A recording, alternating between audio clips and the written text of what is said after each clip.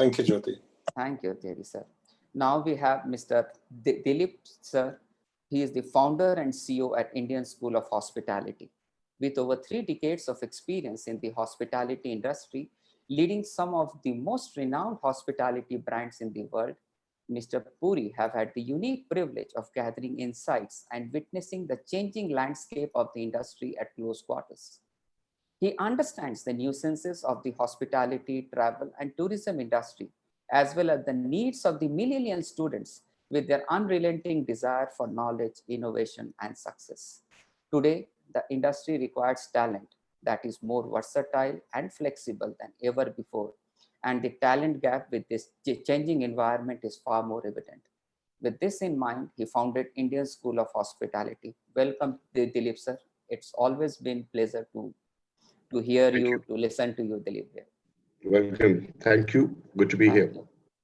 Then we have my good friend, Mr. Ashish Kumar. He is the CFO, Head Corporate Finance, Treasury of InterGlobe Enterprises Private Limited.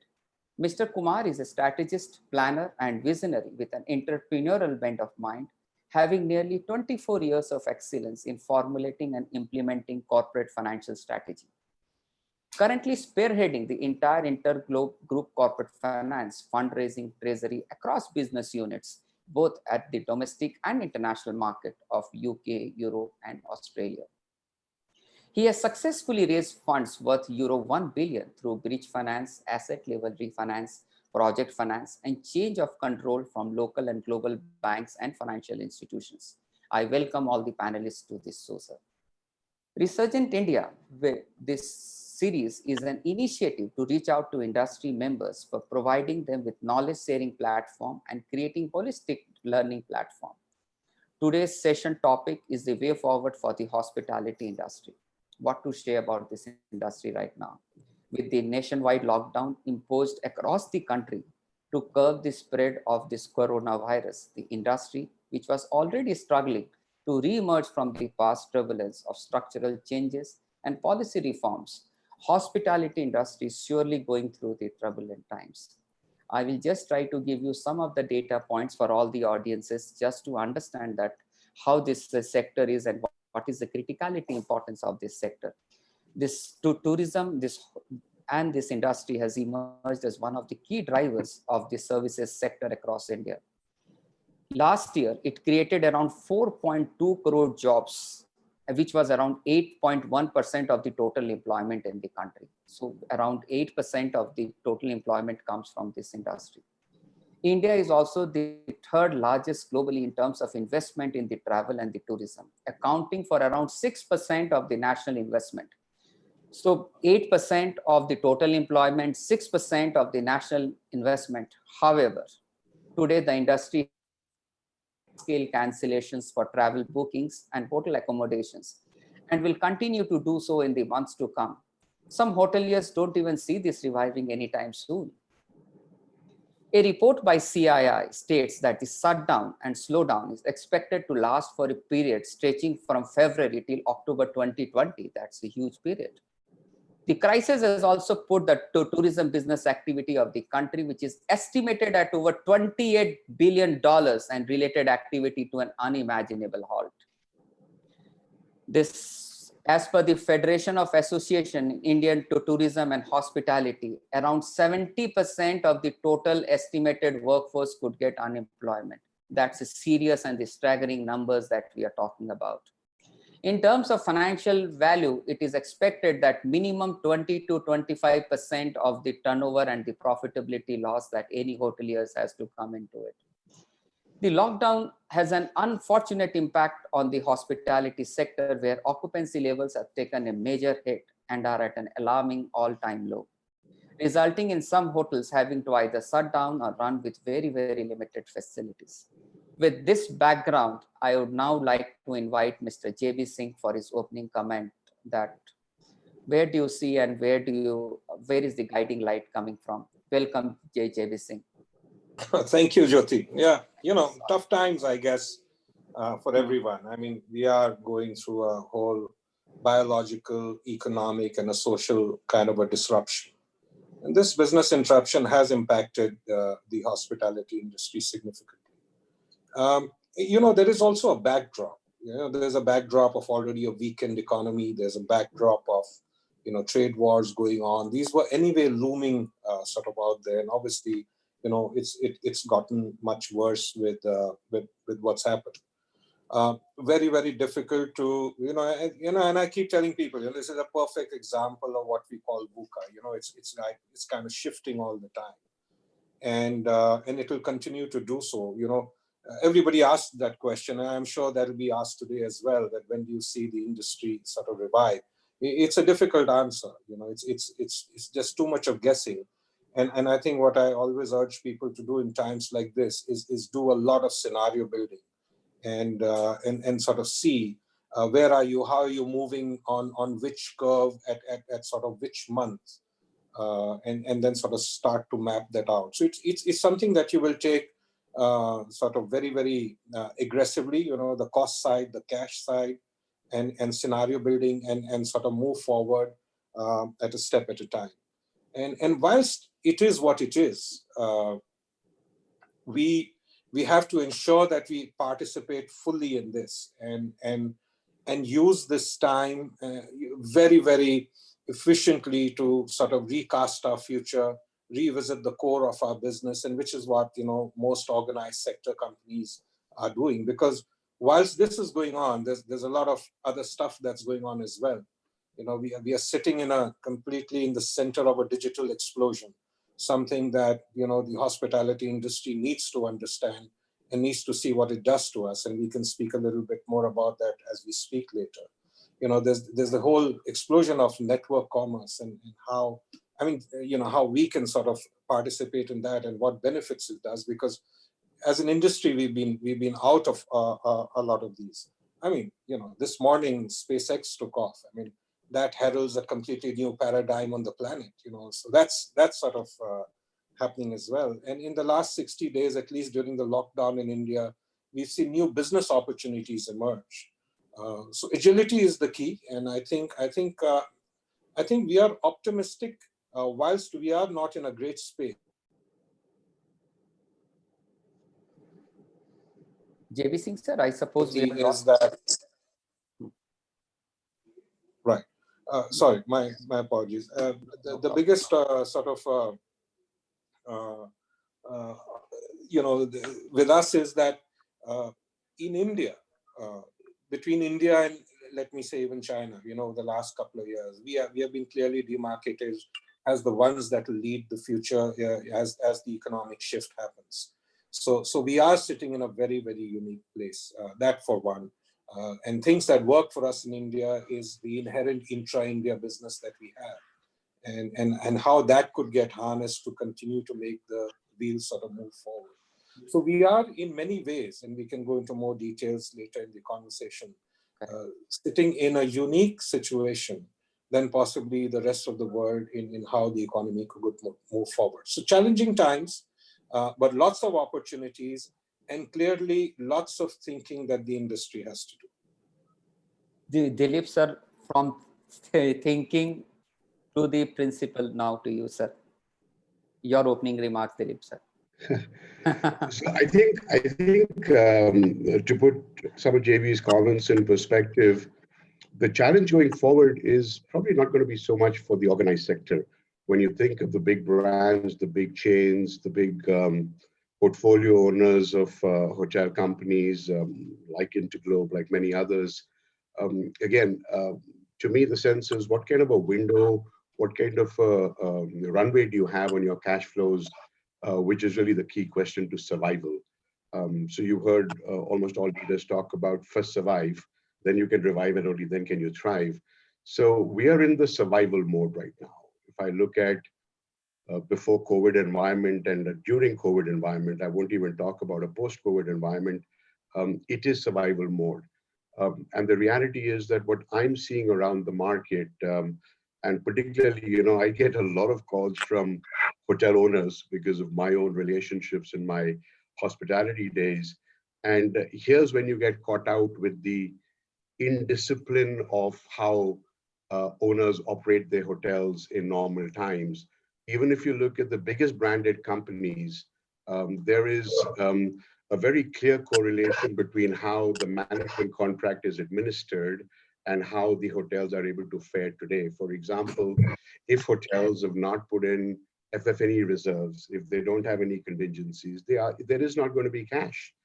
For hotels which are doing well, owners would take out cash and invest it in either upgrades and capital expenditure and expansion and growth. Nobody saw this coming. So where the hotel owners or the asset owners have not been able to keep themselves with some pile of reserve to survive today, they're the ones who are going to be greatly challenged tomorrow. So that's point number one. Point number two is that, which is a positive outcome, I think, is that all what we're seeing hotels do today, you can already begin to see them talking about, we will make sure this is the new normal. For example, you talk about staffing levels. I think you made a comment about 70% unemployment in the sector. Today, I hear more and more hoteliers saying that if we can run our hotels with 40% of the employees that we had pre-COVID, we can run it with those employees even going back to 70-75% occupancies. So the ability to institutionalize some of the very, almost future shock-like changes which we are being forced to make in terms of relieving staff from employment, in terms of making it more efficient, what's going to happen is that this phase, which is the post-COVID phase, is going to take time. There is no crystal ball to say when a vaccine will come. I think a true new normal where everybody is back to at least traveling the way or with the amount of travel happening before, समझो उसमें 1 साल 1.5 साल 2 साल भी लगा. The longer time frame there is for hotels to get used to operating in the environment they're going to now in the immediate post-COVID scenario will be a great barometer of how successful they'll be going forward. If I think about bankers, if I think about lenders, if I think about the risk they're taking, once they can mitigate the risk that there is sufficient runway to overcome just the survival time, then I think it's a great punt because they will begin to see significant improvements of margins in the way hotels operate because they've been forced to institutionalize some of these very staggering changes which they've had to make. The key is, historically as hoteliers, we tighten our budget too, but we are very quick to loosen them back when good times come. I think this environment we're living in today is going to change that perspective. I think today, any belt tightening you're going to see hoteliers do. Those of them who can continuously show their lenders, their investors, that this is here to stay, I think that will give the investor far more comfort for the future when you look at medium-term horizon of 2 years hence. So those are my opening remarks.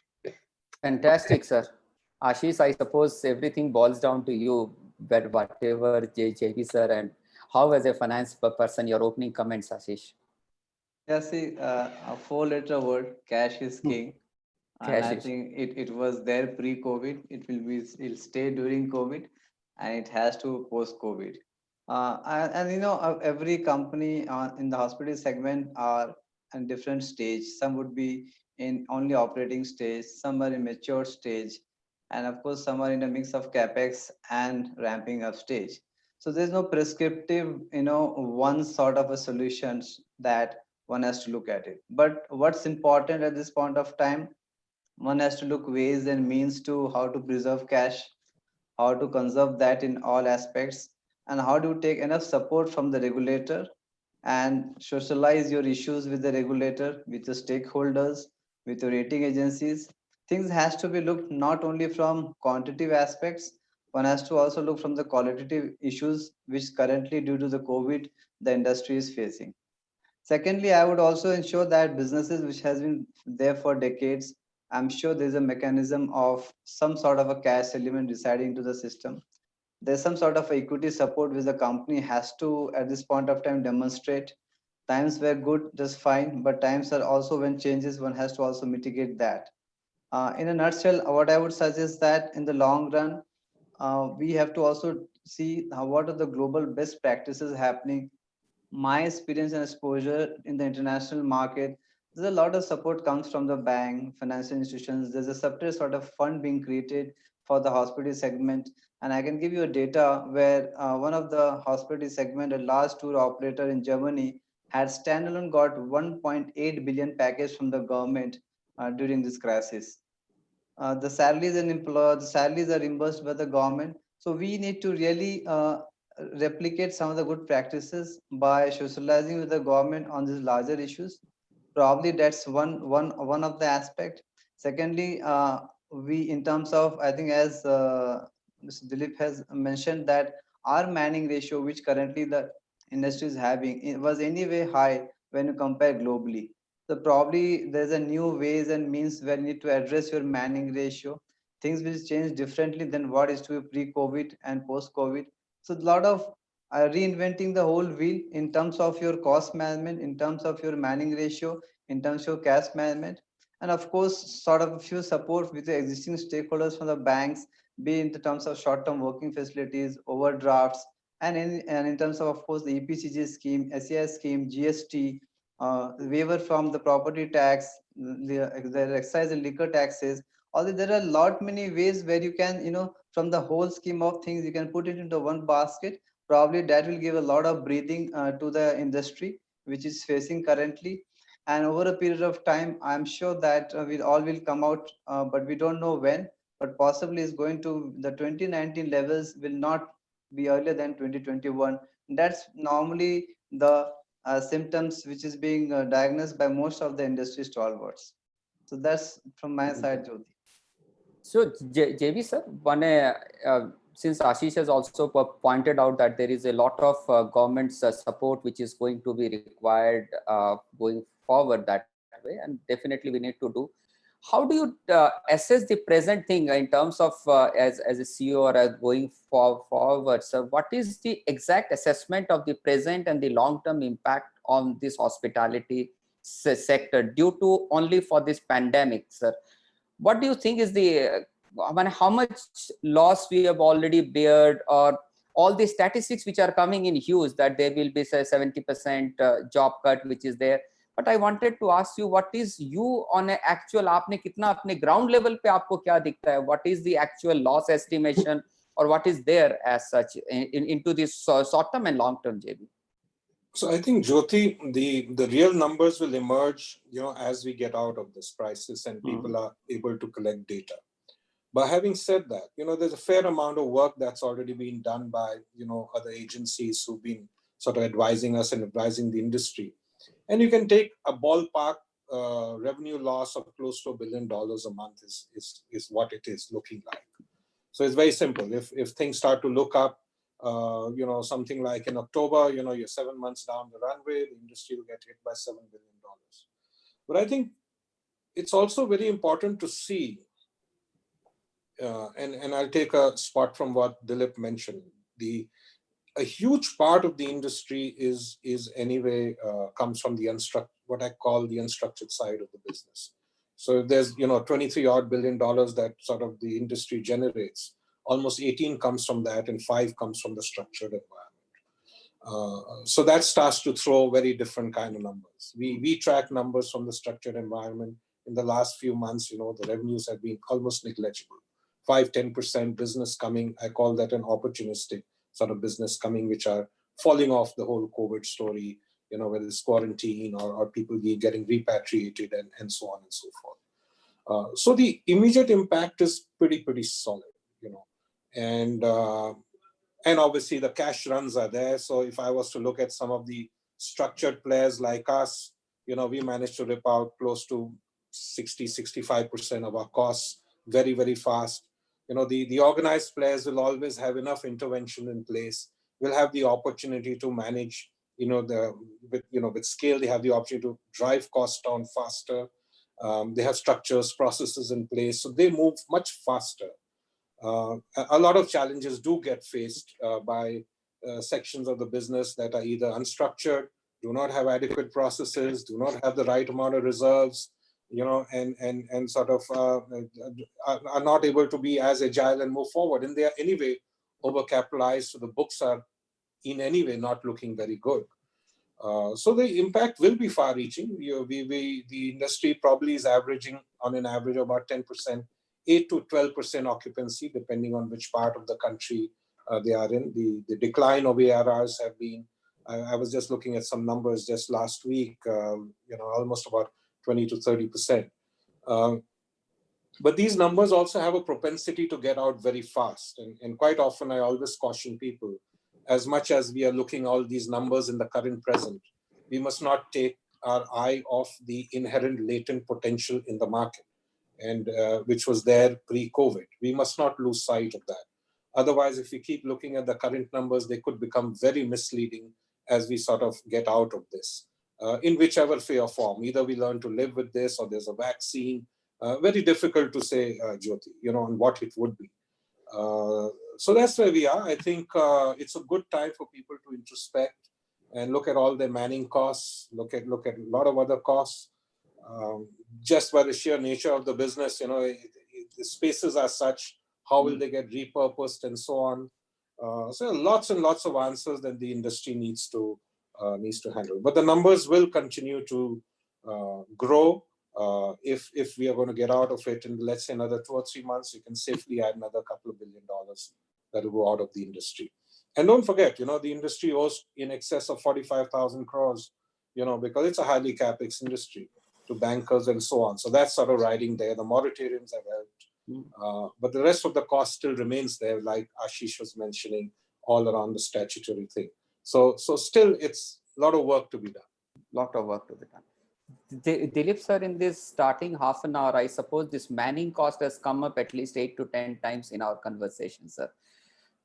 People are saying that the manpower kam ho jayegi, the requirement of the people will go down, or Ashish was saying कि हम लोग existing manpower से तो finance के आदमी है sir ये लोग, तो they will again come and say कि sir we will maintain with the existing manpower कि हमको जब 60-70% occupancy when it comes, so why we need to increase the manpower that way. How do you see this manpower requirement or this hotel industry going forward, and what's your take for your student there, Dilip sir? So I think, again, let me try and put it in perspective. The immediate period post-lockdown, when hotels start opening, either which way, the kind of distancing norms and other guidelines which would be imposed upon establishments, there will be no need for the additional staff. So you're talking about hotels putting out all their promises of health, hygiene, and safety standards. They're talking about not having a room occupied for at least 48 hours before they give it again. They're talking about all kinds of things which would, in any case, reduce the amount of staff because the level of business is low.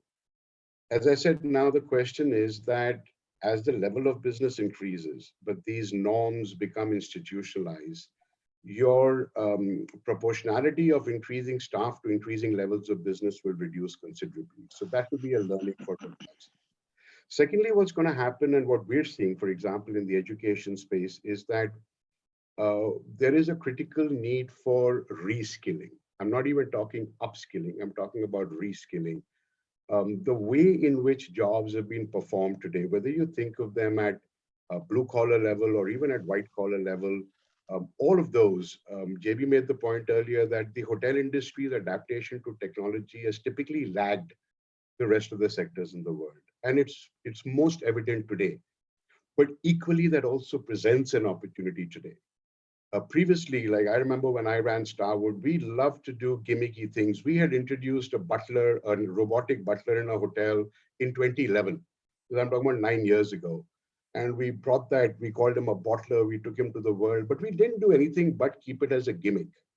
When companies began to start work on contactless check-in, using the mobile phone to do much more, it was all seen as nice, good tech to play around with, but our guests and our customers still want this, very much in-your-face experience, right? Now that whole mindset is changing.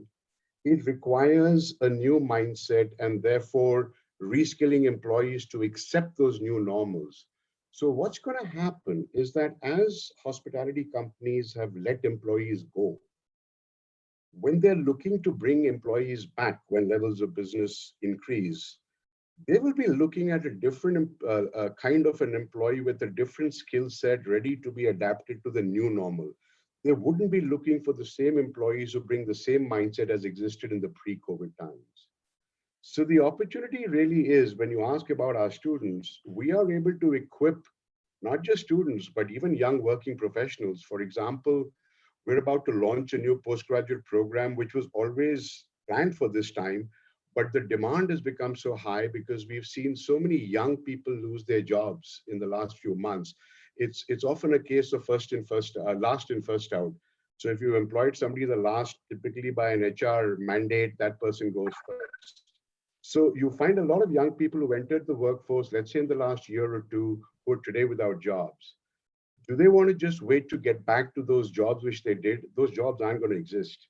This is the time when we're seeing more of them looking out for how can we upskill, how can we reskill in a way in which these skills will be relevant to the new normal. So whether it is getting used to more automation, we always say in our industry, it was a very proud saying in hospitality that we use high tech to deliver high touch. That means our adaptation of technology was to be more personalized. Today, it's all turned on its head, right? You want to use high tech to deliver no touch. So the days of high touch have become no touch or low touch. Now, these are skills and mindsets, Jyoti, which you can't expect an existing employee to train him today and say, Kal se aise hoga. It requires an effort at reskilling and upskilling and changing those mindsets. I think that's what this time is going to be about. And companies who understand that, who look at their current employees and what new skill sets they need, who look at saying when we are bringing back workforce, how do we improve productivities? We've got to look for employees with these new skills. I think that's the way we're going to see it go, at least in terms of the people ratios and what's going to happen with companies. Fantastic, sir. We need to reskill people with the new skill set and coming. I suppose there is a lot of questions around it. I will again come back to you, Dilip, for that. Ashish, again coming Can back. I just make one more point? Yes, please go ahead, sir. Absolutely. Ashish spoke about. Ashish, yeah. In terms of our business going forward and what all hotels are trying to do today, like you've all seen that the single biggest priority for hotels has become their hygiene and safety. From the days when it was how good is my product, how good is my service, how good is my food, it's all become about how hygienic and how safe I am. My biggest challenge with this approach is that with what perspective is the organization doing it? With the short-term, post-COVID, pre-vaccine period, which means how much of CapEx are you making in putting these very draconian solutions in today, which will probably become redundant tomorrow. Some might stay, some might go. So this entire herd mentality to go and say, man, we've got to be the safest, we've got to be the most hygienic. I just urge hoteliers to be mindful about not making that something which itna uska batangad banaya, and by aage jaake pata chala that, man, the owner is going to say that, what is all this capex for? You're not using it anymore. And those are some of the knee-jerk decisions we have traditionally taken as hoteliers, unfortunately. And I'm hoping that certainly finance professionals would come in to be more mindful about how those things are playing out today. So Ashish, are you doing any capital investment on this safety aspect of this, or how is there any capex plan regarding that? So in terms of capex plan, whether it's domestic or international, of course, for some point of time, this is going to stay in our mind that how safe is the hotel, number one. Number two, there are two set of capex, and I would normally see you'll be incurring more on the OPEX side and then on the capex side. All those facing the guest would be more only on the OPEX, which is to take care of your basic hygiene. In terms of capex, the numbers we see today, those numbers are not that big, depending upon the number of hotels you have. So while these expenses would be amortized over the next 2 to 3 years, we don't foresee that there's going to be huge expenses on capex, but one should not go overboard, because these days every industry is coming with some or the other new inventions in terms of taking care at the hotel side, be it right from the entry to the exit. So one has to really have a balanced approach in terms of capex. Of course, the current FF&E would not support in terms of what you are using for the existing hotel.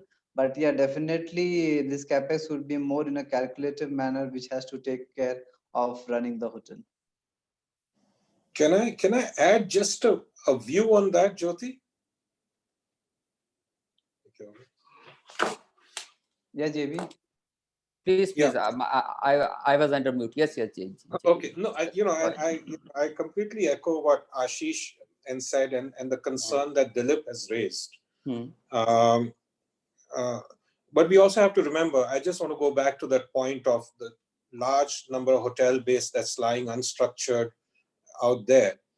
They probably have a lot of catching up to do, but wherever you have hotels that are from a structured environment, seasoned operators and owners, a lot of the interventions already exist in those buildings. They are run hygienically. The SOPs on how the back of the house and the front of the house is managed is already very, very robust. And the current requirements are only posing us to do, just that much. It's not very high. But I totally agree with what Dilip is saying. We can't go beyond ourselves and start to do things that are possibly just needed for an interim. In fact, we are already tracking those expenses separately, so we know what they are. At the moment, they are not much, and because a lot of the SOPs anyway do exist. But how do you foresee that there are independent operators which owns only 1 or 2 hotels to the premium branded hotels? What are the challenges before? I suppose both the hotels has got a different challenges ahead of them. Both have different set of ball game now coming in. Dono jan ke liye alag rules of the games are being there. JB Singh ji, how do you see that? How this two segment of hotels are going to see and work together? So let's talk about the large network hotels. I mean, clearly they have the advantage of scale, and they will use it to their advantage. They have the advantage of scale, which will sort of resonate in the way they sort of make any capex interventions, OPEX interventions. They will get that benefit. They have a network, so they can play in multiple markets rather than one market. They will have the ability to, raise money. Large network operators backed by blue chip companies, us as an example, you have, ready equity that's available for you to tide through. There's a whole marketing muscle and PR communication sort of alignment. So that will be there, as far as individual operators are concerned, it's kind of luck of the draw. It all depends where they are. So if they're sitting in a market which the market is starting to revive first, then possibly it gets a bit better. And if we talk about a genre of independent operators who are not sort of part of the whole compliant network, if we were just to use that term a bit loosely, then they really have to ramp up and start to build that. I also think, Jyoti, that as we get out of this tunnel, the need to be responsible will become even more profound, and the need to be compliant will be more profound. The customers will ask for it. The regulator, all your stakeholders will demand, and India is anyway going in that direction. So I see this as a slightly longer sort of an issue that people have, that the industry has to deal with in that journey, where the need to be compliant, the need to be transparent, the need to be sustainable, and all these things will sort of heighten and amplify that need from the regulator as well. Independent operators who don't have that, it'll call for new leadership, like what Dilip was talking about. I mean, you need a new breed of leaders as well. Will the independent operators be able to sort of come to terms with that and sort of understand that? So yes, they will need to either form groups and come up with a plan, or the larger ones. You have standalone hotels which are very, very large and they do fantastically well. I mean, there's no question about it. They will probably still find a way out. But the large plethora that sits around across the country, I think they will have to really, work towards putting things in order. It's going to be a challenge. Yeah. Dilip, how do you foresee that all these independent small time operators are going to, how they are going to overcome this challenge? How this manpower staffing, because they have the old, unke paas to purane log hi chale aa rahe hain. how this is going to affect them and how they should react to it. What is your message for them, for the small independent tour, small hotel operators? Let's try and break up these small guys into two. Pre-COVID, one of the phenomenons which happened in the Indian industry was this aggregation at the unorganized level. So you saw the Oyos of the world come up, and you saw many of those kind of brands aggregating. The challenge with a company like Oyo in its initial years was always on hygiene, safety. That's what people were talking about, regardless of COVID or not. And Oyo came along to bring about this certain standard in these organized players. I think what's going to happen as an outcome of this is that the government guidelines, whichever are issued, and they're already starting to come out, will almost make it mandatory for a property, whether unorganized or organized, to be following those. And I think in time, there will be either certifications required or some kind of audits required. That's going to become mandatory in the near term as we keep focus on this hygiene and safety part. So what it's going to do is, it's almost going to force many of these unorganized players, if they have to stay in the game and remain operational as properties, they will not have a choice. Again, many of them are coming to people like us and saying, can you build us some digital learning models to help with how do we introduce hygiene safety standards? Are there any training modules available for that? Can we get certified? So that's one part of it, which I think is positive, that the unorganized sector will be forced to bring in certain levels of compliance in terms of health and safety, which didn't exist before, right?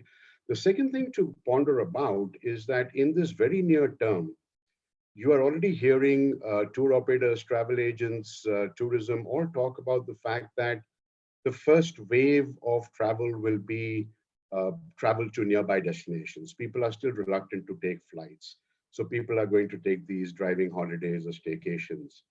Now, again, here, think about it, anybody in the audience, I would rather take my family or a small group of friends and go to a small place which I can take fully on my own than go into a large big box building, which though has all the standards of hygiene and safety there, let's say it's a big branded hotel. Will I, for example, be comfortable going into the swimming pool with 50 other people whom I don't know? Instead of 100, there'll only be 50, let's say, because they've also got few. I don't know if I'll be comfortable. If I look at a destination like Goa, instead of that hotel, if I find a great villa, which I can take by myself just for my family or my friends, 4 rooms, 5 rooms, I've got my private pool, they've got a certification, they've got trained staff, they are demonstrating that, look, we're following all the guidelines. Where do you think that traveler is likely to book in the near term? Will you want to go and stay in that 5-star hotel, which has put out all its health and safety standards, but you know that you might have to be interacting with staff or other guests because it's a large hotel, versus being in a place where you're by yourself? So some of these social changes of habits are going to have an impact on how these unorganized players come out of it. I would actually go to the extent of saying that the whole luxury vacation stay rental model, which in India was struggling for a long time, I think here's an opportunity for them to take their place in travel, like you see in the West. There were always examples of saying that when somebody goes to New York, he can pay $2,000 for a suite in a luxury hotel. He can pay $2,000 for a 3-star apartment in Upper Manhattan facing the East River with a butler and a maid thrown in. What would you choose? I might choose that fancy apartment than a suite in a hotel where I'm still kind of cloistered, right? Those kind of habits, as an outcome of COVID, are likely to undergo some kind of change. Will those changes be permanent, or will those changes be there just for this near-term pre-vaccine period? That's really something which we'll have to see how it plays out. But my own sense is that some of these habits we are developing during COVID and which we'll continue to have to follow post-COVID might become the new normal of how travelers look at what kind of accommodation do they want when they go on vacations, or even when they're going to go on business travel. So I think all in all, the unorganized sector can have a real opportunity with something like this, if done properly, if done effectively. And in many ways, you'll find travelers veering towards those kind of accommodation models in the future as well. JB, very, very interesting discussion. I would like you to have your rebuttal here. Not rebuttal, your take on the point, sir. Sorry. He's mute. You're mute, JB. Yes. I think there's a lot of merit in what Dilip is saying. Uh, but I always believe that there is, I mean, Dilip is talking about a segment which is willing to pay a large amount of money, right? And the independent hotels do have a challenge on how the numbers stack up depending on the kind of investments that you make, and so on. And clearly there is that segment. I mean, there is no doubt that you have $1,000, $2,000 sort of products available across the world. There is that. But that doesn't mean that you have large compliant hotels, the big boxes, so to speak, which have all the interventions in place, and possibly even much more robust interventions in place, whether it's to do with, if we were to take the swimming pool example, the way those are tested, the SOPs that are in place there, and so on. We can't ignore that. And for example, we are putting, air filter plants in all our hotels, and we will probably just fit them out really fast. We'll put the money and fit it out. It sorts out the whole pollution outside. It manages the stuff inside. So I think there is merit in what he says, and that model will continue to grow. It does across the world. But the business is also growing, right? So that doesn't mean that this business will come out from the structured ones. I think the underlying essence is that as long as you are compliant and as long as you are able to satisfy yourselves and your own internal audit processes, I think everybody will become much more deliberate now. So anything that we will do to put any interventions after a crisis like this will need more deliberation. Yes, we need to make sure that the swimming pool water is clean.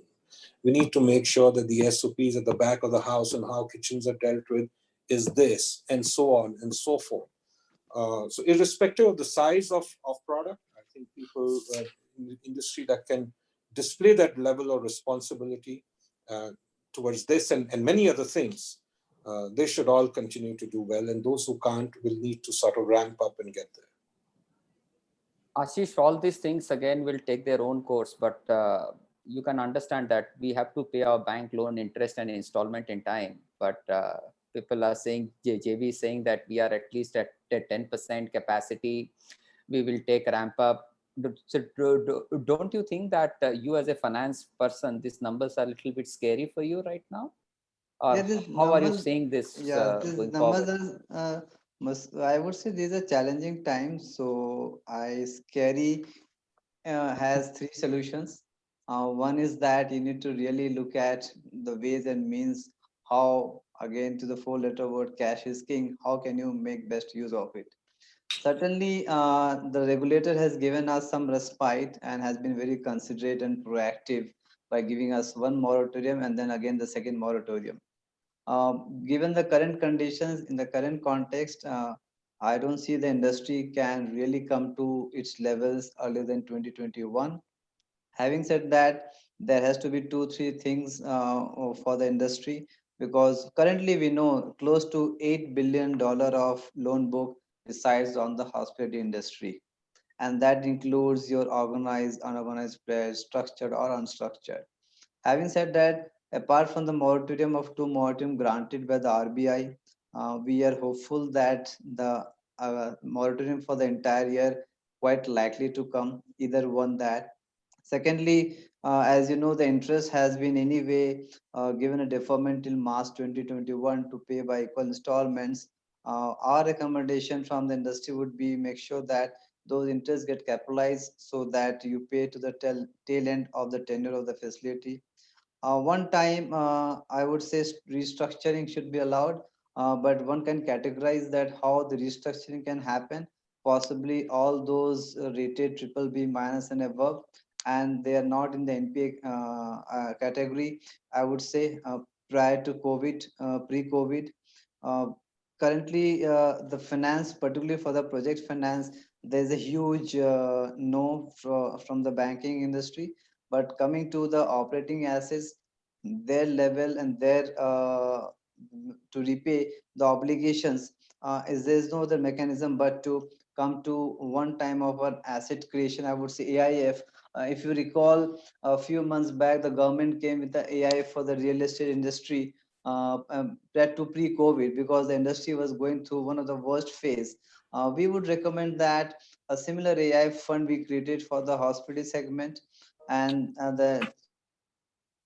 through this LTRO scheme, some sort of a funding needs to happen. So there has to be a variety of mechanism. Again, as I said, excise duty is some big cost for the as a license fee to the industry. And I would say in many mid-scale segment products in the hospital segment, they don't even meet their excise fees in terms of the from the liquor sales. Having said that, one has to really, they actually make money from the cross sales of F&B. These fees of excise licenses needs to be deferred. The GST which is being paid by the respective hoteliers, that can be kept by the industry, which would actually help them to meet the liquidity. So this has to be a variety of mix and match. It just can't be one single solution only from the owning side, but it has to be from a mix of from the finance community, from the bankers, from the lenders, from the government. All mixed put together, one has to really make sure that one tides over this short-term crisis. But for sure, it will be very easy from most of the, I would say, in the segment which we're operating, it would be most difficult time, but as also it would be very easy in case that there's enough support from all stakeholders. It just can't be, get a support only. And of course, the owners has to pump in some sort of equity, some respite from the financial institution, and some respite from the regulator. So a mix of match will definitely help. Probably when the occupancy sees to a level of 40-45% where you can break even, and then the bankers can also support with the OD facility, working capital facility, and there would be some means to leverage as well, because currently even at a debt equity ratio of 50:50 doesn't has a positive response from the lenders in the current context. But one has to draw a reference point of the industry, of those asset owning company, what has been demonstrated in the past. So this 2020 has to be taken as a huge aberrations for the industry, and that has to be excluded for the sake of performance in all aspects. JB sir, if you have been the CEO of a bank, what would be your take for the existing borrower to the hotel industry, and how do you experience that? I was having this conversation with someone just a few days back, and if I remember, I think Ashish and we were together on a call. And here is my view on this, Jyoti. I don't. The hospitality industry, the hotel business is very underpenetrated. There are only 140,000 sort of classified rooms in this country. Dubai has 100,000. Shanghai has something similar. Las Vegas probably has 150,000 rooms. So we are very, very sort of the need to develop is enormous. The bankers need to back the right class of asset, right? You cannot say that this industry is worse off than any other industry. In fact, I think this industry is just about getting built, and look at the ARRs that the industry does, right? And every time I see that across the industry ARRs pre-COVID was 6,500, across all asset classes of hotels, something like this as the industry grows and as the economy grows. Don't forget, we are sitting at a 2,800 odd circa per capita. Once that jumps to 5,000, this is going to climb to maybe 10, 12,000 and so on.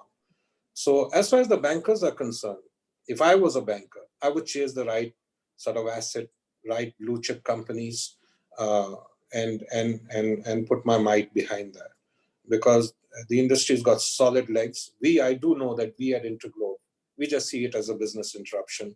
I still remember, and I quote that day, it was 23rd of March, that we had already put all the numbers out for the board. This is how it's going to look for the next 12 months. We have all the SOPs in place. This is what we are going to do. This is what we are going to need. And that's it. And, we are now 60, 70 days down the road. Those numbers have not moved. We did rip out what we had to rip out. As the sites have opened, we are slowly starting to get back onto our sites.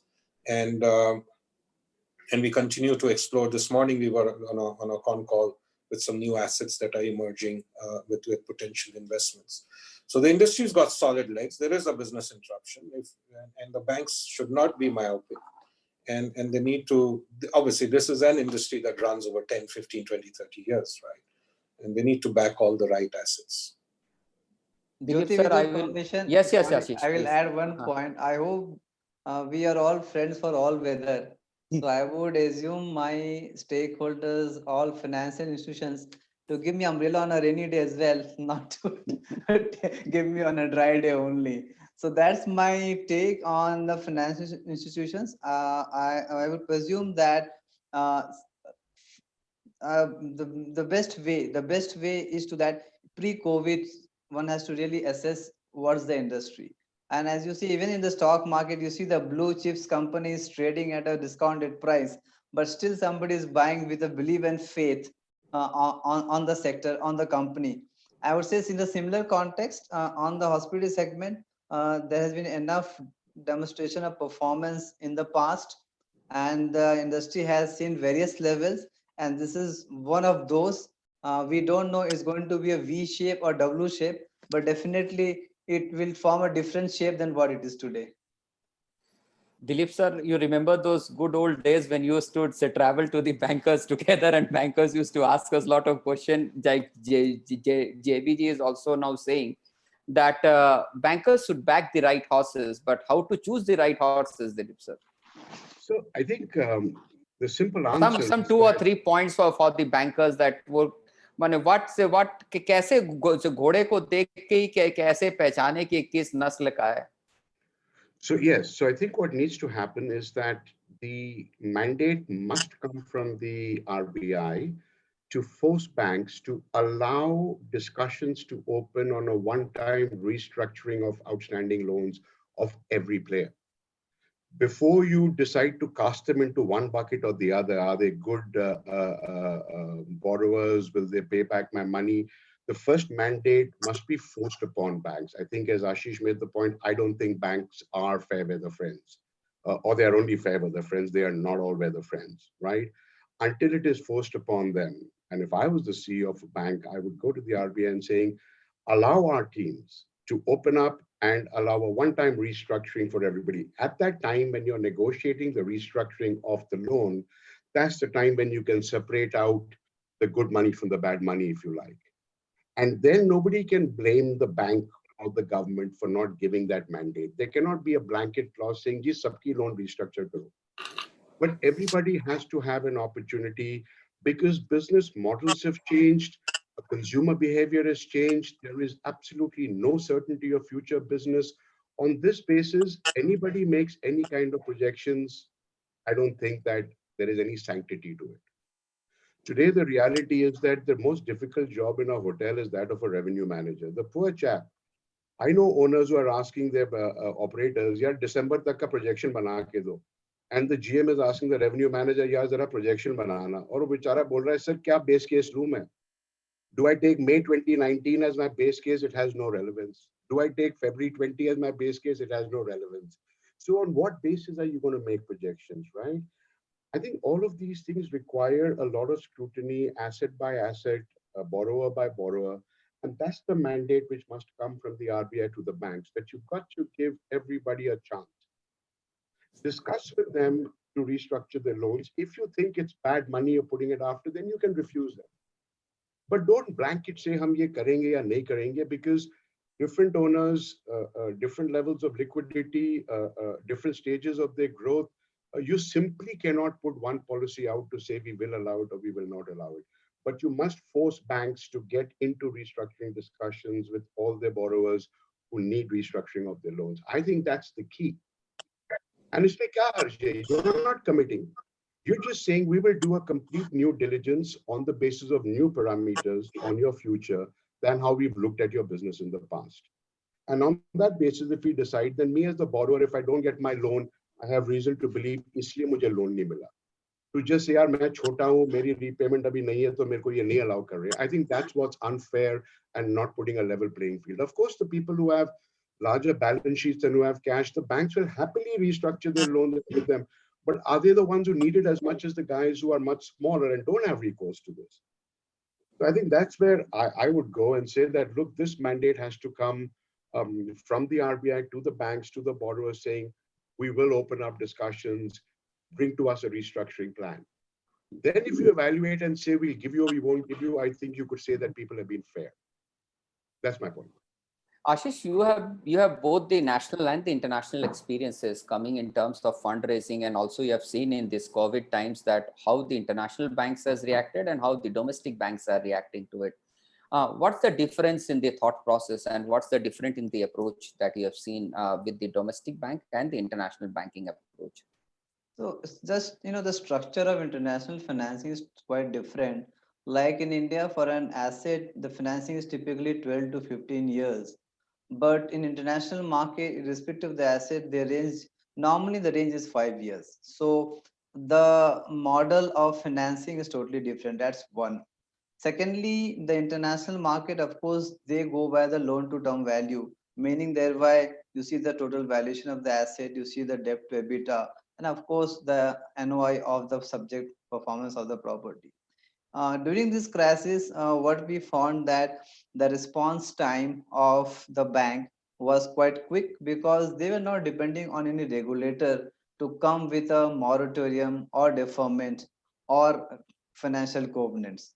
That's my first take. So if I have to give my experience of international bank, so the bank committee itself decided, depending upon the cash flow you have in the asset, they were supporting you, whether it is deferment of interest payment, amortization of principal, or any other thing. Secondly, in terms of support, I would say a bank was quite open. In case there's a cash shortfall, they are totally open to do financing of working capital or OD facility. The third biggest support, which in the international market comes like the Netherlands market, the Germany, and the UK. There's a lot of support from the government in terms of salary reimbursement of the employees. So that takes major chunk. Payroll is a key cost of hospitality industry. So the payroll cost has been taken care almost 80%, and government is reimbursing almost on time. Secondly, government has also supported by giving a 80% sovereign guarantee for financing for any shortfall cash flow in the particular SPV. So those, and 20% is backed by the bank. So there's a huge mix and match in terms of support, in terms of decision making, not relying on a regulator to give a interest deferment or a moratorium. So that's the independence the bank has, which makes more flexibility for taking a decision. But we just can't have an apple to apple comparison. India is a different market. India is they're also under regulator, but certain things in India goes under the norms of RBI. So possibly a bank is not able to decide on that. So that's just two different geographies, two different regulator, and of course two different economy as well. So that's how the experience has been from the international market particularly. It's fantastic, Ashish. I suppose that the Indian banks need to learn a lot about from the international experiences, that यहाँ पे तो हम लोग बैंकों के पास जाते हैं, कितना बात कहते हैं, उसके बावजूद भी they are not able to understand our thought process, and there the international banks are coming out of their own and they are helping the entrepreneurs in doing the restructuring and coming and doing that, Ashish. Absolutely. I suppose there is a lot to learn in terms of our international experiences. JB sir, again, coming back to the branded versus this type of an aggregator model, do you think that the small hotel operators which are now converting itself to some sort of a commercial space or trying to reinvent the space utilization better, do you think that it is in a short term, or do you think that this is going to be the future trend also, because how the space utilization in the hotel industry is now getting changed that way? Yeah, that's a good question, Jyoti. And obviously, given this whole large segment that exists out there, so let's look at it from 2 or 3 lenses. One lens would be, we have macro trends around mega cities. Cities have changed shapes. What used to be business districts are not business districts, and then they're emerging business districts, and so on and so forth. So that's, transportation. Delhi is going to become, whether we like it or not, house 38 million people, very quickly in the next 8 to 9 or 10 years, right? We will become a mega city. There will be a churn on how the urban landscape will look like in a lot of the large cities. Small operators who are there running independent hotels, they will value their assets and they will look at that. We've seen that. We've evaluated hundreds of brownfields in the country. We've sort of not been able to get lucky because there are lots of compliant issues and on buildings, or the pricing is a bit haywire. That's because how the land sort of gets valued. But when you value a hotel, you will look at you look at performing EBITDA. You'll do something for the land as well. The other matrix that you do. People who are sitting on these assets will definitely have to repurpose. There is no doubt that the hotel industry is overcapitalized. Old hotels are built on different formats. The operating costs become high if the formats are unwieldy. They will need to get repurposed. Now, whether people find that they are in districts where they could repurpose it to do multiple things, whether it is a part of, some commercial stuff or shopping or so on, or they might just say, okay, let's tear this place down and build something new. FSI laws are changing. It's just not this. Out of this, people might run out of cash and they might say, oh God, let me just think of something else. We will see that. They may want to sell out if they can't last out this thing. Look at other trends today in cities. You've got districts that are coming up which are much more integrated. What is coming up in Dwarka is going to have commercial, retail, hospitality, sport, entertainment, exhibition. We'll see a lot of that happening, and we'll see congregation of sort of activities even from a hospitality side sort of going there. If you look at Gurgaon, where I'm sitting right now, the FSI laws have changed. The hotel that I have here, we can stack up many more rooms, and that's just one example that applies to all hotels on this strip. Anyway, urban laws need to be recast given the way the country is growing to ensure that there's efficient utilization of real estate. So the point I'm making is there are multiple lenses that will get applied to how places could get repurposed either partially or fully. And scenarios like this only accelerate that trend. So I certainly see that coming. And I certainly see that coming with a purpose, and people will want to revisit. I think it's time, for the past almost 45 days, our teams at InterGlobe we have so many cross-functional teams running right now, just going and revisiting the core of our business. What is it? What have we accumulated that we need to shed? What is it, something new that we need to adopt? And it's a 50-day challenge that we have running internally. And I think we're going to get to the end of it in the next couple of days. So a lot of that is going to prompt changes in business models. So Dilip ji, as you've seen that JB has rightly pointed out that the business, they are trying to reinvent the entire things there. There is a lot of questions that has also come up for you also, that some of the questions that I can take for you, Dilip. This is the first question is, what are the new skills that hotel industry will be expecting from the hotel management institutions to upgrade the students' skill to face the future challenges? I suppose you need to see that. Yeah, so before I comment on that, I just want to add a couple of points on what JB said in repurposing assets. There are at least 2 to 3 new assets in real estate. One of them is the co-living, co-housing, student living model, which is fairly new in India, a few years old, and now many people are getting into it. When I think of these small unstructured players, depending on their location, I think that's one quick fix for some of them to look that are their properties able to convert into co-living for students, working professionals, because unlike transient demand of hotels, that's more long-term place. So some of these people can fit their assets into that class, number one. Number two was the trend of bringing in higher end senior living concepts into India. You've seen a few players getting into senior living. Some of them are at a higher level, some of them are at a lower level.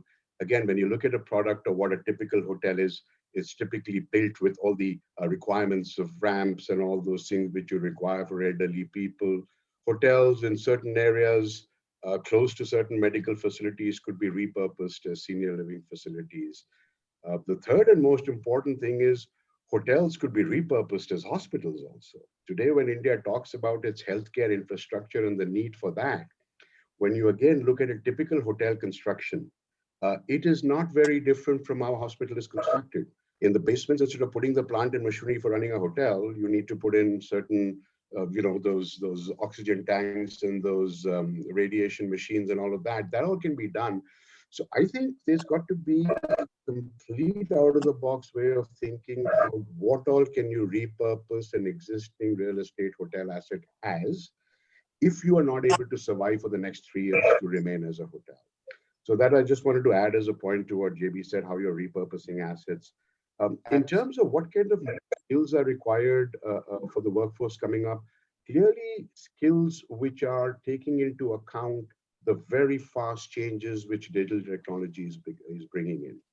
Digital technology has been impacting the way we run our businesses for a fair amount of time now.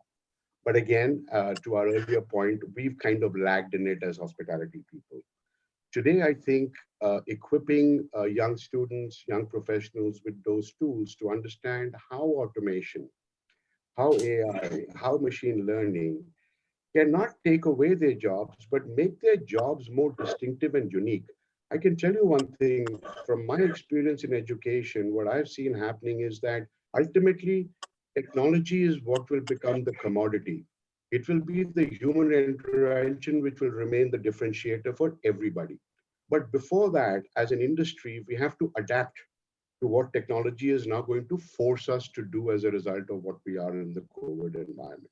So how do you reskill people to understand what can automation do to improve productivity for the company, but to help me reskill myself not to do mundane routine jobs, but to do differentiated jobs which make my customer happier at my hotel than another hotel.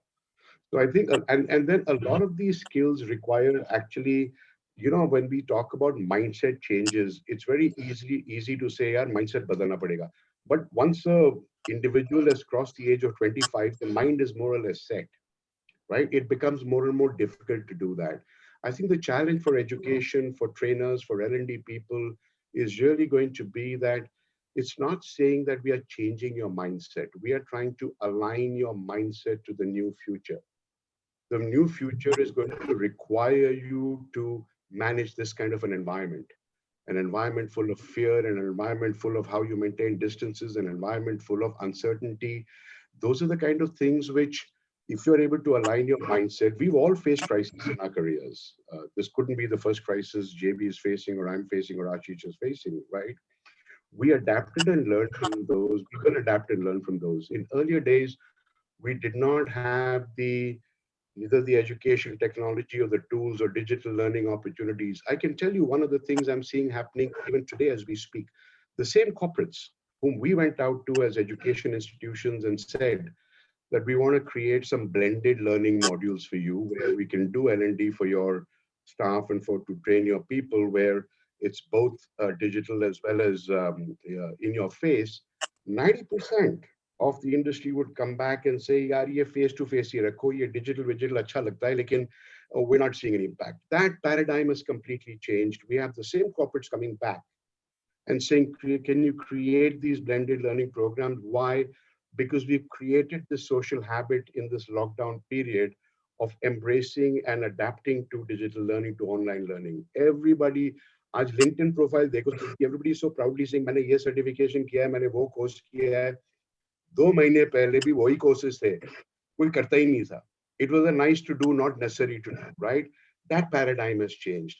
So I think all those things are very conducive to the future in terms of both, number one, the ability of the working professional or the student to adapt to online learning, and for educators like us to create interesting, engaging digital modules which allow people to learn at their own pace. It's a skill the people acquired it today, it will remain with them for a lifetime. And for young students, that's the best mindset you can put them out into the industry with, that I embrace online learning, bring it on. And so every time they want to upskill, reskill, they don't have to have their companies telling them to do it. They have the desire themselves to do it. Companies are going to encourage their employees. A part of the KPI should become one that, what have you done as self-directed online learning yourself? Most employees expect my company will sponsor me. Companies should be asking their employees, what are you doing yourself? I think that's the way the future of reskilling, upskilling is, and that's how I would like young working people, young students to understand and adapt to it. Fantastic, Dilip. So I've got at least say three, four more questions relating to it, but now I think there is a very few time left. I will take all the question and answers how much I can take. Ashish said this is for you. This is from Parul Prakash. Ashish highlighted the help from the government. However, till now government has not provided any real relief to the hospitality sector. You have mentioned the wish list, Ashish. They are saying that our government has not provided any relief. So when the government is not doing it, what is your take there? So, Parul, this is a step-by-step approach. And when we say that step-by-step approach, possibly the government is trying to look closely to the situation. Like the lockdown process didn't happen on the day one. When the first lockdown came in the third week of March, it was not said that we'll go to the lockdown till 31st May. The government is assessing the situation as we progress. I think the first moratorium came on 27th March. The second moratorium came on 20th of May. There's a lot of reaction, mixed feelings from the industry members. This moratorium could have been given on 27th of March, so that there's a lot of process from the bank's board, and there's a lot of changes they have to do in their IT system and to give benefit to the ultimate industry. It didn't happen on the day one. So possibly for us, as far as our ARCs is concerned, those ARCs are represented by CII, the FRHI, and many industry forums, including the tourism and the Prime Minister. Probably they are looking one at a time. There are many other priorities as well. We have to really be have a balanced approach in getting the moratoriums and other stuff from the government, but it won't come one in one shot. We'll have to wait, and we hopefully we see like two moratorium interest deferment is there already declared by the RBI. We assume that in the next few months, as things will pan out, possibly we come out with this crisis, then the acts of creating a one-time restructuring, the one-time creation of a fund, and working capital, OD, deferment of liquor license fees, and those many things probably will happen over a period of time, GST refund. So this, we just can't assume that it has to come on the day one. We need to actually be socializing these issues as we progress, as we overcome the crisis, and hopefully things will, government will have a more clear picture as we move forward. But in that, we would appreciate that at least the minimum arcs which was sought by the industry has been looked from the government side, and that support is there. Fantastic. So Ashish is very optimistic, Parul, as you can say, and he is just saying that we should continue demanding our request with the government. JV, I think this question is for you from Mr. Suba Bangeda. Hotel industry lost many grounds to new entries like OYO and Airbnb. With new regulations, will customers move back to the hotels like you and will start committing guarantee hygiene? And also, how much time will it take for the hotel industry to come back to the 50% occupancy level, sir? So there are two questions mixed in one. Earlier for the OYOs and for the aggregator thing, do you think that this is now the thing of the past? And do you think that they are no more a competitor or a threat to the branded hotels like you? This is one question. The another is that how much time will it take for the hotel to come back to the 50% occupancy? The third question is from Mr. CM Kurana. Are you seeing any consolidation taking place in this hotel industry? JB, for you. Okay, so I think first of all, the hotel industry, the aggregators did not add capacity. I think that's one thing that we have to understand. And they sort of aggregated what was already there, right? There is no data to say that the rest of the industry lost business to that, because the rest of the industry actually continued to grow. And if you look at any indices through STR and so on, the industry actually grew. If I look at my own business, we've been posting almost 28% year-on-year CAGR growth in revenue. So that's one.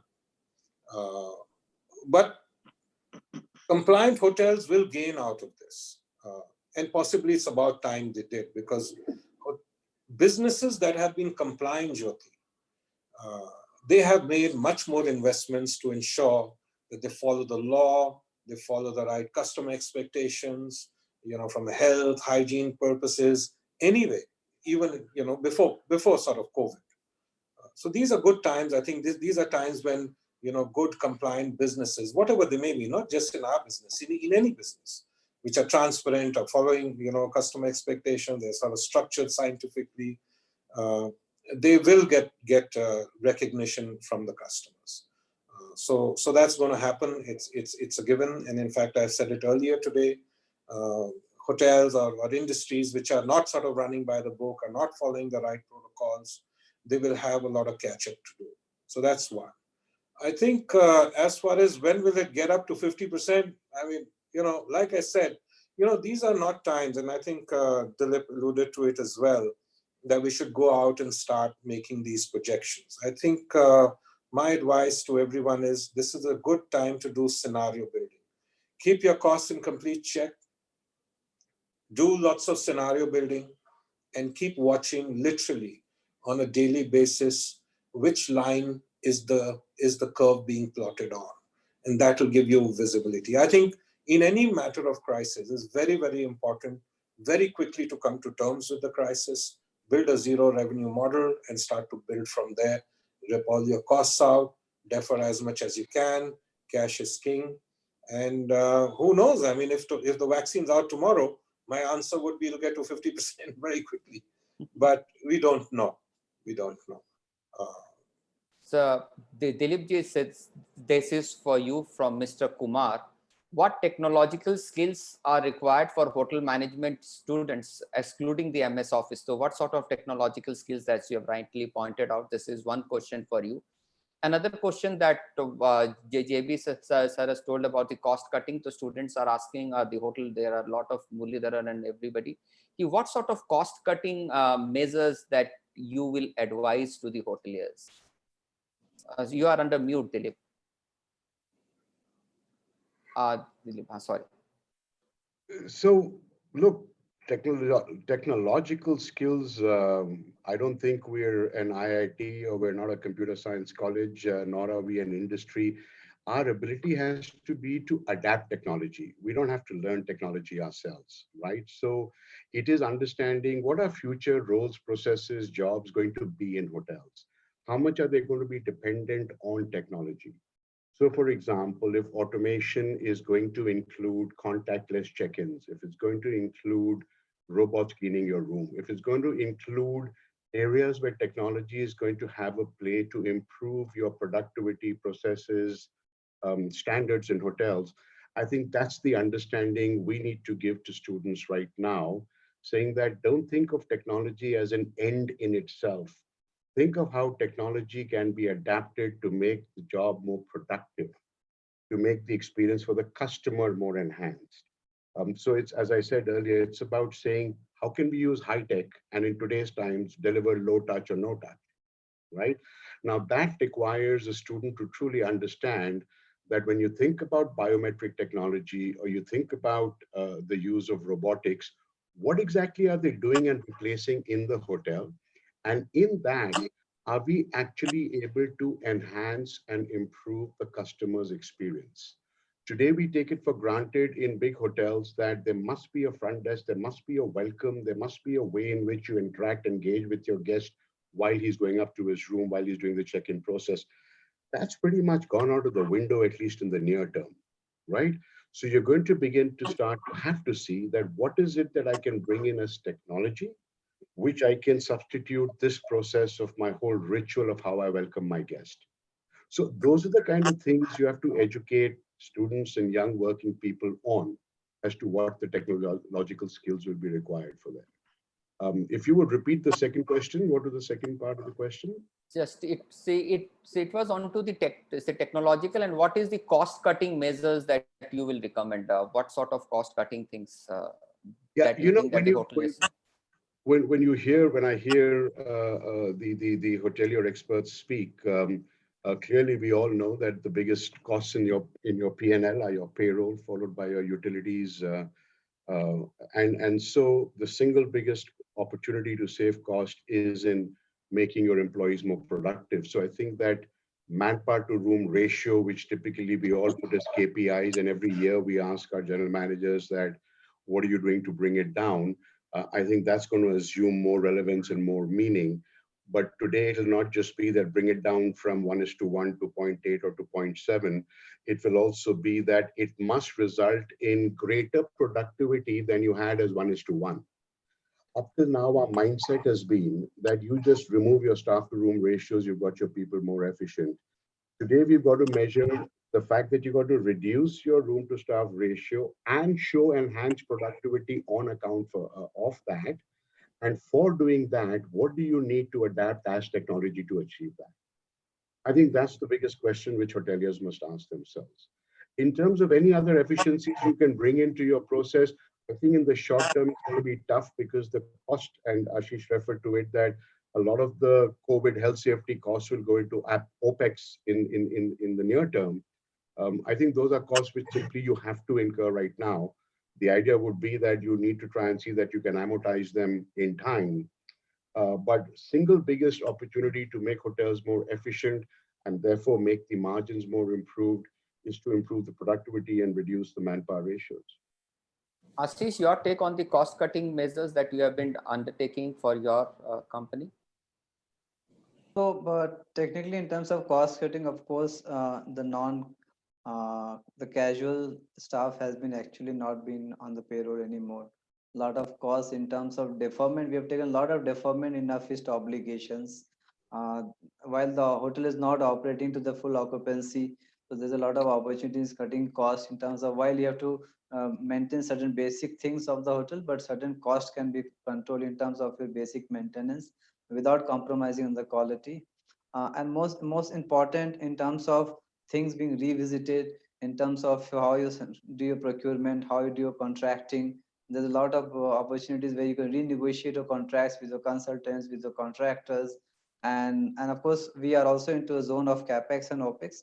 So while I keep the CapEx side aside, on the operating side, these are the few opportunities where one has to really leverage the cost.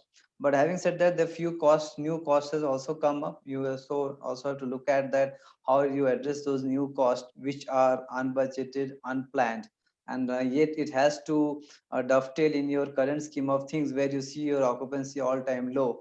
But in the long run, I think your guest safety and hygiene is most important. And of course, the new theme of things at the hotel side will be stay safe, stay healthy, and come back again. So that's from my side in terms of concluding remarks from the cost side. So not concluding, Ashish, there are 2 or 3 things more. I will just come back. JB, now this is for you from Narsimhan Venkateshan. What will be the major design and operational feature of a newly designed hotel post-COVID? Example, independent room air conditioner against this central air conditioning, remote disinfection of rooms. How will you check asymptomatic COVID guest at check-in? Plan in-house stay of clinical staff concerned with safety, hygiene, cooks, bearers, plan most self-service. How is the new planning and the operational aspect is talking about post-COVID, in case if you are going to redesign the hotel or you are trying to create a new hotel? What sort of designing and the operational feature changes from the existing design parlance that you are going to undertake or you are going to foresee? First of all, I want to again go back and say, existing structured hotels are by design compliant, and we shouldn't sort of get away, get sort of too carried away with COVID. I mean, this could be a temporary thing. One, and there's that much intervention that probably needs to be done in well-designed hotels. I think there is more merit in sort of us debating on what the future of the hotel industry should look like, because if one of the key trends that will come out of COVID is about being responsible, being lean, being agile, what should new buildings look like? Wasted spaces, larger volumes to cool, how employees move around if one was to bring manning down, as Dilip is suggesting, bring heat, light, energy down, There are alternates on alternate energy. There is possibility to wheel power across the grid. There is a new way to look at our kitchens. If you have 10 hotels in a city, are you looking at a central kitchen? So you take the kitchen costs out. A whole plethora of things. Some time back, I was reading up, and really, if you really want to really go into the future, all kinds of hotels are being imagined. In 2013, and this is just on the side, it's good for everyone to research how the world is actually thinking. Then in 2013, the hotel that got awarded as the most innovative design was actually a hotel which had detachable pods that would fly around. So the industry is going to go through a sea change, and events like COVID, like I said before, they just sort of telescope the future, and it prompts us to think faster and sort of faster. So a lot of design work around the sustainability is going to be out there. How do you take the heat load off buildings? How do you keep buildings cool? How do you spend less on energy, lesser spaces? Do you really want to throw in 5 restaurants in a hotel? The whole food business has moved out. We've been revisiting our whole restaurants and looking at our menus now for about year and a half. It was anything, and now obviously we're going to accelerate that. What should the new menu look like, and so on. So there are a plethora of things. So I don't think we should just get too caught up on putting the health and hygiene thing, because at least for structured hotels, it's an almost done thing. I don't think most of us have had to do very much other than getting some basics out there because they were already there. But it's the other ones that will probably have to do a lot of catch up. Before I conclude, I will take just 2 more questions. I will take one question on the decision-making aspect, which the people are asking, JB, is that what will be your criteria for taking decisions on opening or trying to do some more capital investment? What is the criteria that you will now relook at? Or do you think that the decision-making criteria for earlier for setting up a hotel, whether any of those decision-making criteria will undergo change right now? Good question. Well, in any such sort of in any business, for us is very clear. The numbers have to stack up, right? I think as we go into the next 1 or 2 months, we will probably see that we are on sort of one of the definite curves, as I was talking in one of the scenarios. We are closely watching international markets as well. We were having this conversation this morning, and how other markets have sort of performed. So what I really mean is, I think another couple of months, 2-3 months, it'll be very clear. We are tracking a 50% occupancy growth rate by, let's say, October, and it'll move to an X number, or is it going to be 30% or 40%? We already get a lot of demand coming in. So pretty much optimistic out there. It's a question of time and how much time we need to sort of look out for. So that's one. Dilip, yes. Sorry. So from now, the communication point of view, if you can just answer that. Communication to the customers, communication to the employees. Do you think that communication channel has changed, and the way that you communicate with the customer will undergo a change? Sorry. I have to share a quick story. I've myself just started taking, or I'm actually about to complete a course. I mean, I'm learning at my age as well, but the course was about how to communicate effectively in the virtual age. I've always prided myself on being fairly effective as a communicator, but when I'm communicating in mediums like this, which I think are going to become more and more common going forward, you imagine a salesperson in a hotel communicating with their customers. Today, you go out on sales calls, or you go out on a trip, you travel to your source markets, and you go and make appointments and meet customers. My own sense is that that's going to change pretty dramatically. Today, if I have to set up a schedule of 5 sales calls in a day, will I want to travel to 5 different offices in 5 different parts of the city in heavy traffic? I wouldn't. I've become so used to, I've understood to this kind of course I did, it allows you to see what can be non-verbal cues in a Zoom environment. Normally we meet together and we will marwa jappi to each other and we will kind of, smile, and by those nuances we get comfort with each other. Today, I think people have to learn to communicate effectively in a virtual environment, right?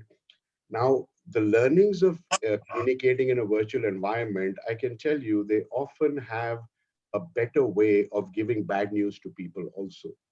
अब तुम्हें किसी की तनख्वाह कम करनी है, तुमने किसी को फायर करना है, तुमने कुछ ऐसे मतलब बड़े से today what are you doing? You're calling town halls, you are calling groups of people and you're making these things, right? It might come across to you how unfair is that? How, I mean, bulaya bhi nahi, right? Right now we don't have a choice, so we have to do it that way. But there are ways in which you can make that communication far more effective today than you could when you even had to go and call a person into your office and do that, or you had to go into a sales meeting somewhere. So I think communication channels and their changes are ways people have to accept are going to change. In terms of giving the bad news, fundamentally nothing changes. You've got to give it as you see it. If many of the, and I can tell you what's happening, whether it's big brands, whether it is other businesses, owners, they're all trying to have different ways of easing the pain of letting go people. You hear so many examples. The chairman of Marriott speaks beautifully when he spoke first. The head of who was it, Twitter or somebody who said that. So there are different ways in which people are taking the lead in doing that. I would only end by saying that in whichever way we are communicating, and the thing is, more or less now in today's days, we're communicating bad news more than good news. It's always about doom and gloom. I always tell people, and this is a quote I think one of our senior leaders made recently, is that if you have to see the future today, you've got to have one eye looking into a microscope and you've got to have the other eye looking into a telescope, right? The microscope will tell you when the vaccine comes and when you might be able to get over your fear. And keeping one eye on the telescope means you're not losing sight of the medium and long term, in which I want to assure the entire audience, or at least it's my belief, that the hospitality industry will not just revive, but it will actually thrive than it's ever been able to before once we come out into the new normal. Whatever we think is the pain and suffering we go through today, we are the first industry to get affected by a situation like this, and we are the last to recover. But I can tell you that is the one who laughed the longest. And it's a question of just making sure that through the government, through the banks, through everybody, let's keep our industry afloat, just give people an opportunity to survive today. Fantastic. We are so used to reviving and thriving. We've done it forever. The government just has to give the industry a chance to survive this immediate period, and you watch how this industry will grow. JB talked about CAGR of 27%. We should be in the CAGRs of 50% plus in 2 to 3 years from now. I think, Ashish, which you have out at the start, that it is the government and the company, it is the industry and the government should both walk hand in hand, and to ensure that this hospitality industry should come out of this crisis. Ashish, I suppose this was your starting words, and Right. this is I suppose the ending word would be JB. Anything with your last comments which you'd like to do? I suppose I know that we are out of time, but anything which you would like to comment at last? Yeah, I think I would like to echo Dilip's sentiments here, Jyoti. Like I said, the need for adding more capacity into the country is just enormous, and the future is very, very strong. This is a business interruption, and which is why I always tell everyone, don't get too caught up in what's happening now. Get to terms with it. Do your arithmetic on what this is looking like, 4 months, 6 months, 8 months. Plan for it and then start to move forward. Do not lose sight on what is happening up to sort of February. And we have a very, very solid view on the industry, and we get out of this and get back to it. Fantastic. I suppose this should be an end, and thankful to all the speakers, all the audiences here. Just, I suppose, 5 lines which I have written out of the learning in 1.5 hours discussion. first line is that it is the importance of online presence and transactions, which I could understand. This is the mute point which is coming out. Plan for disaster recovery and business continuity. And as JB has also pointed out together, that we should do a lot of scenario building, and we should try and see that each and every scenario, we should daily monitor each and every scenario we are doing. We need to be agile to our business. We need to see that whatever the business, continuity is absolutely important. Space utilization, the innovative space utilization thing has also come out. Risk management in terms of scenario building and everything, we need to do that. Ashish, I suppose managing financial liquidity and cash flow, cash is the king. Ashish, this is what the takeaway from your point. And the Dilip bhai, I suppose technological adoption should be the key for anything from your discussion, which is there. I would like to thank more than 600-700 audiences who were there online and who have been there with us, and from all over India. I could see that somebody from Philippines, somebody from China, and somebody from London has also logged in. We are thankful for all the audiences. JB, Dilip, Ashish, I have got no words to thank you, just to come online, share your words of wisdom. I suppose we at the hotel industry would be grateful to you and grateful to all of you for sharing your insight. Thank you so much, sir. And with folded hands, I would like to thank on behalf of Resurgent India, on behalf of all the 1400 participants who has come and registered, to Ashish, JJB and Dilip ji. Thank you so much for helping and supporting. Thank you. Thank you. Thanks, JB. Thank you. Bye-bye. All the best. Bye-bye. All the best. Bye. Take care, sir. Thank you. Thank you. Bye-bye, sir.